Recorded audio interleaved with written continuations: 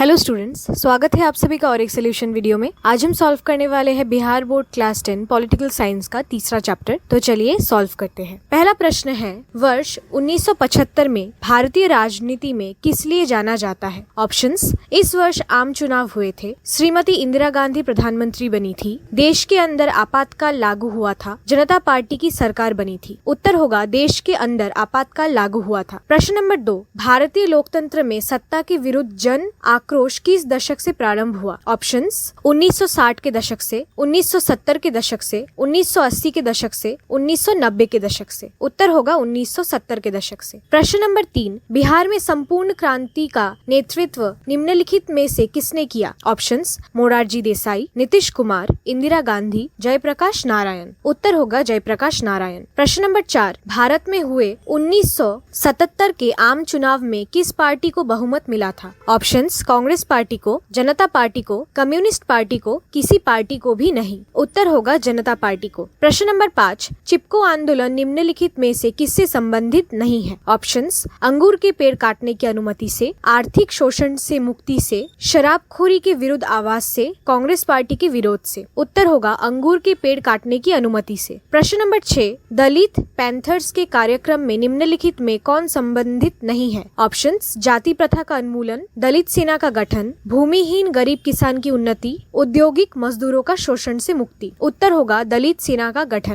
प्रश्न नंबर 7, निम्नलिखित में से कौन भारतीय किसान यूनियन के प्रमुख नेता थे? ऑप्शंस, मोरारजी देसाई, जयप्रकाश नारायण, महेंद्र सिंह टिकैत, चौधरी चरण सिंह। उत्तर होगा महेंद्र सिंह टिकैत। प्रश्न नंबर 8, ताड़ी विरोधी आंदोलन निम्नलिखित में से किस प्रांत में शुरू किया गया? ऑप्शंस, बिहार, उत्तर प्रदेश, आंध्र प्रदेश, तमिलनाडु। उत्तर होगा आंध्र प्रदेश। प्रश्न नंबर 9, नर्मदा घाटी परियोजना किस राज्य से संबंधित है? ऑप्शंस, बिहार, उत्तर प्रदेश, मध्य प्रदेश, तमिलनाडु, केरल, कर्नाटक, पश्चिम बंगाल, उत्तर प्रदेश, पंजाब, गुजरात, महाराष्ट्र, मध्य प्रदेश। उत्तर होगा गुजरात, महाराष्ट्र, मध्य प्रदेश। प्रश्न नंबर 10, सूचना के अधिकार आंदोलन की शुरुआत कहाँ से हुई? ऑप्शंस, राजस्थान, दिल्ली, तमिलनाडु, बिहार। उत्तर होगा राजस्थान। प्रश्न नंबर 11, सूचना का अधिकार संबंधी कानून कब बना? ऑप्शंस, 2004 में, 2005 में, 2006 में, 2007 में। उत्तर होगा 2005 में। प्रश्न नंबर 12, नेपाल में सप्तदलीय गठबंधन का मुख्य उद्देश्य क्या है? ऑप्शंस, राजा को देश छोड़ने पर मजबूर करना, लोकतंत्र की स्थापना करना, भारत नेपाल के बीच संबंधों को और बेहतर बनाना, सर्वदलीय सरकार की स्थापना करना। उत्तर होगा लोकतंत्र की स्थापना करना। प्रश्न नंबर 13, बोलीविया में जनसंघर्ष का मुख्य कारण था? ऑप्शंस, पानी की कीमत में वृद्धि, खाद्यान्न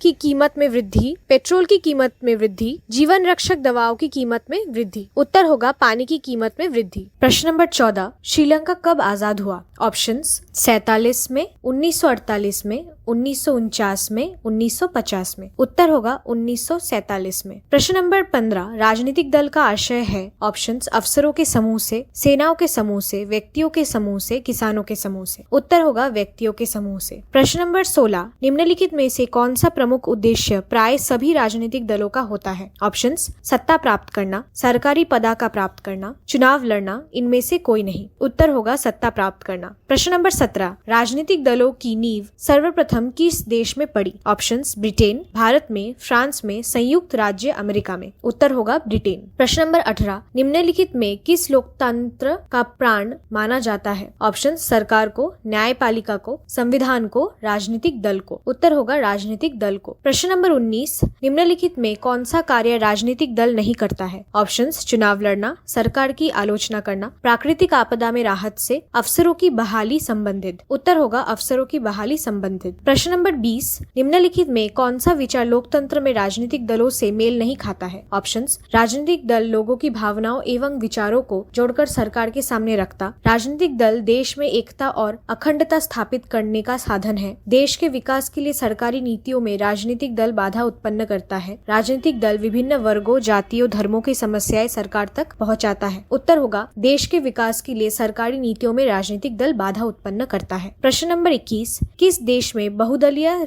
व्यवस्था नहीं है? Options, Pakistan, Bharat, Bangladesh, Britain. उत्तर होगा ब्रिटेन। प्रश्न नंबर 22, गठबंधन की सरकार बनाने की संभावना किस प्रकार की दलीय व्यवस्था में रहती है? ऑप्शंस, एकदलीय व्यवस्था, द्विदलीय त्रिदलीय व्यवस्था, बहुदलीय व्यवस्था, उपर्युक्त में से किसी से भी नहीं। उत्तर होगा बहुदलीय व्यवस्था। प्रश्न नंबर 23, किसी भी देश में राजनीतिक स्थायित्व के लिए निम्नलिखित में क्या नहीं आवश्यक? ऑप्शंस, सभी दलों द्वारा सरकार को रचनात्मक सहयोग देना, किसी भी ढंग से सरकार को अपदस्थ नहीं करना, निर्णय प्रक्रिया में सरकार द्वारा सबकी सहमति लेना, सरकार द्वारा विरोधी दलों में नजरबंद करना। उत्तर होगा किसी भी ढंग से सरकार को अपदस्थ करना। प्रश्न नंबर 24, निम्नलिखित में कौन सी चुनौती राजनीतिक दलों को नहीं है? ऑप्शंस, राजनीतिक दलों के भीतर समय पर सांगठनिक चुनाव नहीं होना, राजनीतिक दलों में युवाओं और महिलाओं को उचित प्रतिनिधित्व नहीं मिलना, राजनीतिक दलों द्वारा जनता की समस्याओं को सरकार के पास रखना, विपरीत सिद्धांत रखने वाले राजनीतिक दलों से गठबंधन करना। उत्तर होगा राजनीतिक दलों में युवाओं और महिलाओं को उचित प्रतिनिधित्व नहीं मिलना। प्रश्न नंबर 25, दल बदल कानून निम्नलिखित में से किस पर लागू होता है? ऑप्शंस, सांसदों एवं विधायकों पर, राष्ट्रपति पर, उपराष्ट्रपति पर, उपर्युक्त में सभी पर। उत्तर होगा सांसदों एवं विधायकों पर। प्रश्न नंबर 26, राजनीतिक दलों की मान्यता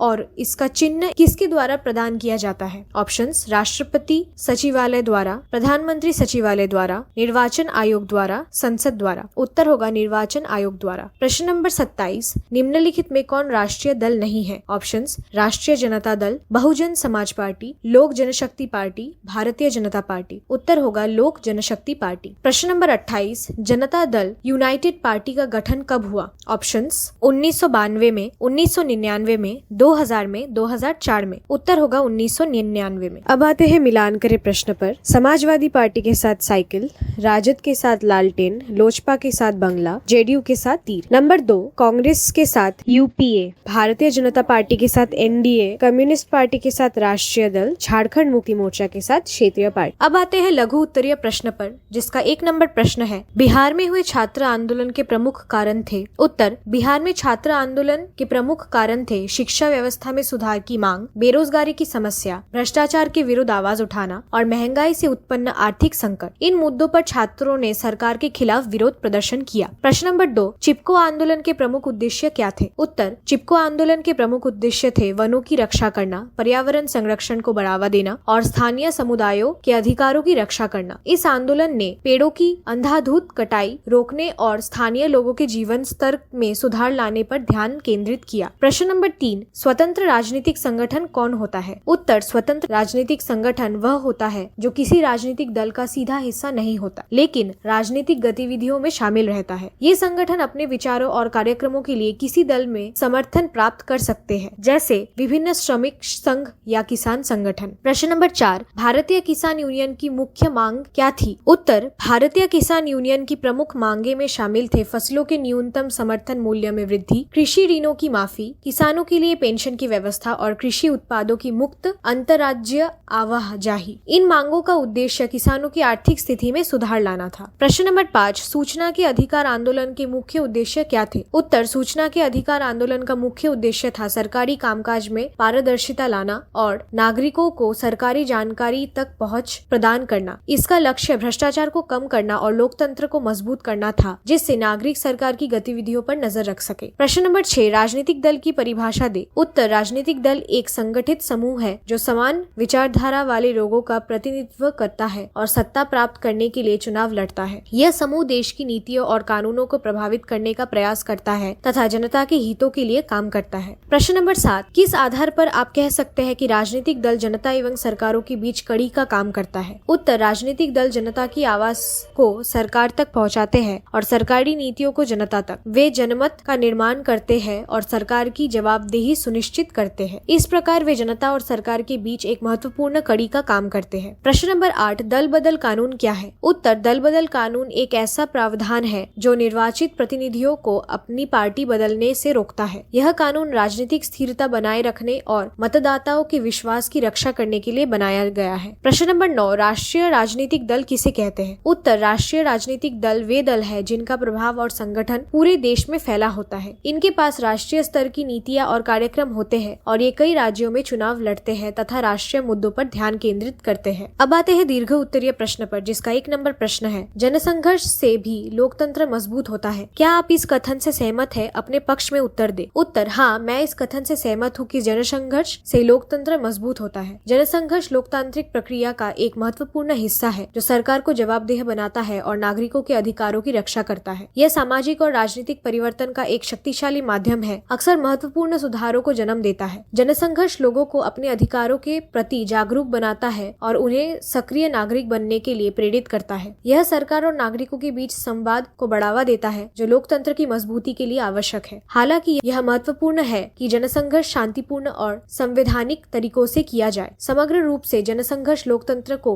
और अधिक प्रातिनिधिक, उत्तरदायी और मजबूत बनाने में मदद करता है। प्रश्न नंबर 2, किस आधार पर आप कह सकते हैं कि बिहार से शुरू हुआ छात्र आंदोलन का स्वरूप राष्ट्रीय हो गया? उत्तर, बिहार का छात्र आंदोलन राष्ट्रीय स्तर पर फैल गया। इसके कई कारण थे। प्रारंभ में यह आंदोलन स्थानीय मुद्दों जैसे बेरोजगारी और भ्रष्टाचार पर केंद्रित था, लेकिन जल्द ही इसने व्यापक राजनीतिक और सामाजिक सुधारों की मांग को शामिल किया। जयप्रकाश नारायण के नेतृत्व ने आंदोलन को राष्ट्रीय महत्व दिया। उन्होंने संपूर्ण क्रांति का आह्वान किया जो पूरे देश में प्रतिध्वनित हुआ। आंदोलन ने अन्य राज्यों में भी समान विरोध प्रदर्शनों को प्रेरित किया। दिल्ली में आयोजित विशाल रैलियों ने इस राष्ट्रीय मंच पर ला दिया। विपक्षी दलों ने समर्थन ने इस संयुक्त राष्ट्रीय आंदोलन का रूप किया। आपातकाल की घोषणा और उसके बाद के राजनीतिक घटनाक्रम ने इस आंदोलन को भारतीय लोकतंत्र के इतिहास में एक महत्वपूर्ण मोड़ बना दिया। अंततः 1977 के चुनाव परिणाम ने इस आंदोलन के राष्ट्रव्यापी प्रभाव को प्रमाणित किया। प्रश्न नंबर 3, निम्नलिखित व्यक्तियों को पढ़े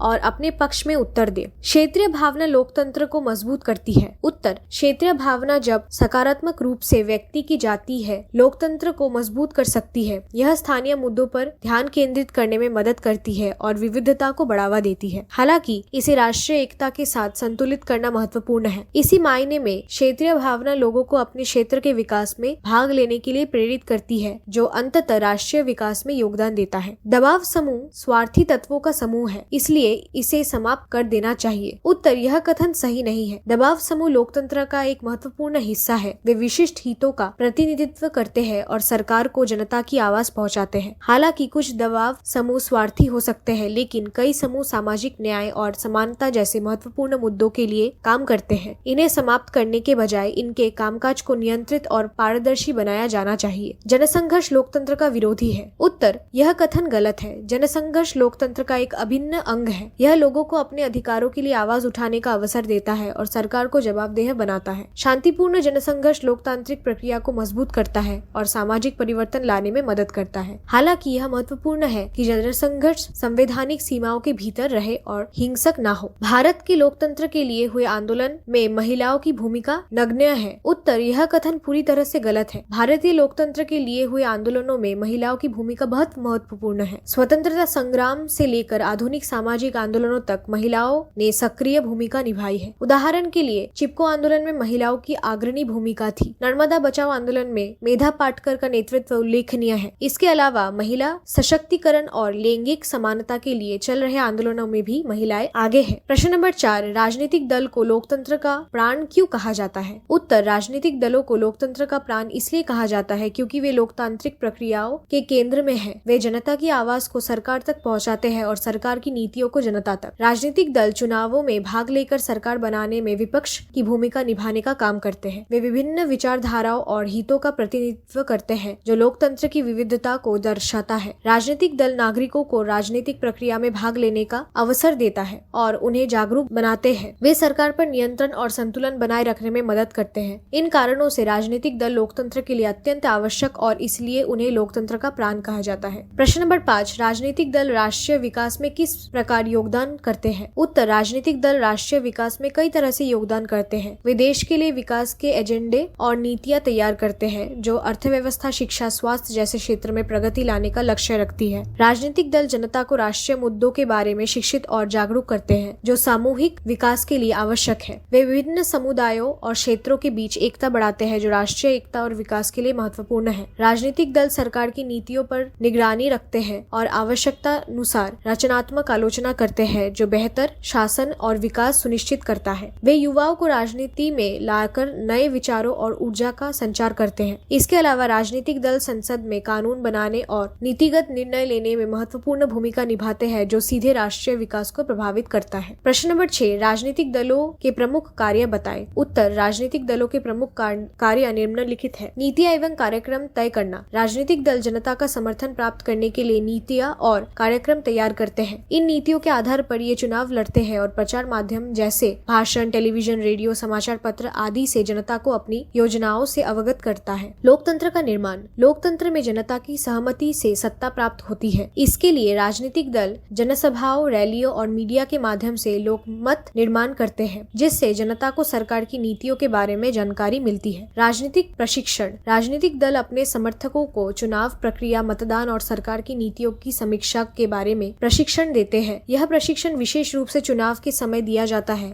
ताकि मतदाता जागरूक हो सके। दलीय कार्य। राजनीतिक दल अपने दल का सदस्य बनाना, अपनी नीतियां का प्रचार प्रसार करना और दल के लिए चंदा इकट्ठा करना जैसे कार्य करते हैं। इन कार्यों से दल को मजबूती मिलती है। चुनावों का संचालन। राजनीतिक दल चुनावों में अपने उम्मीदवार खड़े रखते हैं और उन्हें जिताने के प्रयास करते हैं। चुनावों के दौरान अपने विचार और नीतियों को जनता तक पहुंचाते हैं, जिसे चुनाव घोषणा पत्र कहते हैं। शासन का संचालन। चुनावों में बहुमत प्राप्त करने के बाद राजनीतिक दल सरकार का निर्माण करते हैं और शासन का संचालन करते हैं। विपक्षी दल सरकार की गतिविधियों पर नजर रखते हैं और गड़बड़ियों को रोकने का प्रयास करते हैं। सरकार और जनता के बीच मध्यस्थता। राजनीतिक दल जनता की समस्याओं और आवश्यकताओं को सरकार के सामने रखते हैं और सरकार की योजनाओं को जनता तक पहुंचाते हैं। इस तरह वे एक महत्वपूर्ण पुल का कार्य करते हैं। गैर राजनीतिक कार्य। राजनीतिक दल आपदाओं जैसे बाढ़, सूखा, भूकंप आदि के समय राहत कार्य भी करते हैं। यह उनके सामाजिक योगदान को दर्शाता है। प्रश्न नंबर 7। राष्ट्रीय एवं राज्य स्तरीय राजनीतिक दलों को मान्यता कौन प्रदान करते हैं, इसके मापदंड क्या है? उत्तर, राष्ट्रीय और राज्य स्तरीय राजनीतिक दलों को मान्यता चुनाव आयोग प्रदान करता है। इसके मापदंड निम्नलिखित है। राष्ट्रीय राजनीतिक दल। राष्ट्रीय स्तर पर मान्यता प्राप्त करने के लिए किसी दल को लोकसभा या विधानसभा के चुनाव में कम से कम 4 राज्यों के कुल डाले गए वैध मतों का 6% प्राप्त करना आवश्यक है और इसके साथ ही उस दल को लोकसभा की कम से कम 4 सीटें जीतने चाहिए। वैकल्पिक रूप से लोकसभा में कम से कम 2% 11 सीटें जीतनी चाहिए, जो कम से कम 3 राज्यों से हो। राज्य स्तरीय राजनीतिक दल। राज्य स्तर पर मान्यता प्राप्त करने के लिए किसी दल को लोकसभा या विधानसभा के चुनावों में डाले गए वैध मतों का कम से कम 6% प्राप्त करना आवश्यक है और इसके साथ ही राज्य विधानसभा की कम से कम 3% सीटें या 3 सीटें जीतनी चाहिए। ये मापदंड राजनीतिक दलों को लोकप्रियता और समर्थन का संकेत देते हैं और उन्हें संसदीय प्रणाली में महत्वपूर्ण भूमिका निभाने की अनुमति देते हैं। और इसी के साथ आज का सोल्यूशन वीडियो यही समाप्त होता है। जल्द लौटेंगे और एक सोल्यूशन वीडियो के साथ। तब तक कीप लर्निंग।